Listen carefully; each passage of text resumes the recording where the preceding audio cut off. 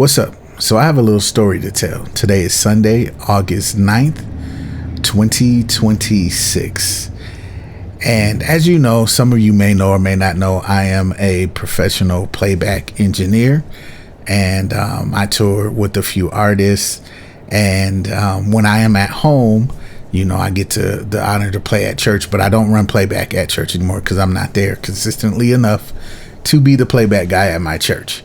So what I do when I'm at home to keep my chops up in the playback space, when I'm scheduled to play at church, I download the stems and I create my own Ableton session just so that I could practice creating the session and everything like that. And so this weekend that's what I did, just for me to practice the songs, but to also practice, building my playback sessions. And so I did that using the beautiful app that Will Doggy created called Pliris. And that's important to note that I use Pliris. So this morning I got up, got ready for church, packed my laptop up, not anticipating to run playback at all. Anyway, I get there, we get set up, and we're getting ready for rehearsal. And the MD pulls out his laptop and he was like, the tracks are not working, only one song downloaded properly. And he was like, well, what can we do? So we were going to do 5 songs. We eliminated one of the songs.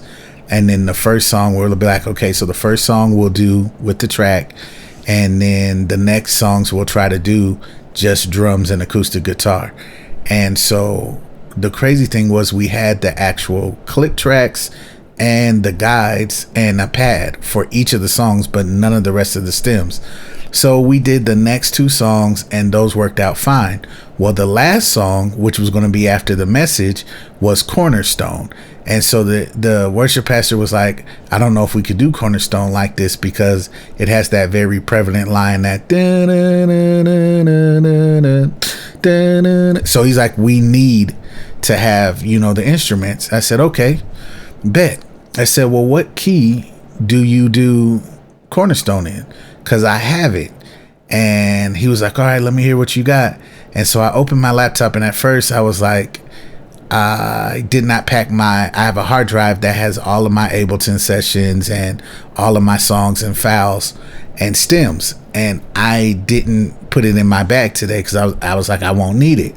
Then I remembered you uploaded this song into Pliris, into the band's app. So you should be good. So I went in the band's app, opened the song, and I downloaded it with all of the files, was able to open it up in Ableton, everything ready. It had the click, it had the guides, it had the sections, it had everything I needed it to have. I was able to cut out some sections that he didn't want to do because it was formatted properly. I was able to do that on the fly and quick. And I just wanted to give a huge shout out to Will for creating Pliris and the band's app, because if I didn't have that, I would not have been able to do that, and we would have had to switch and do a different song.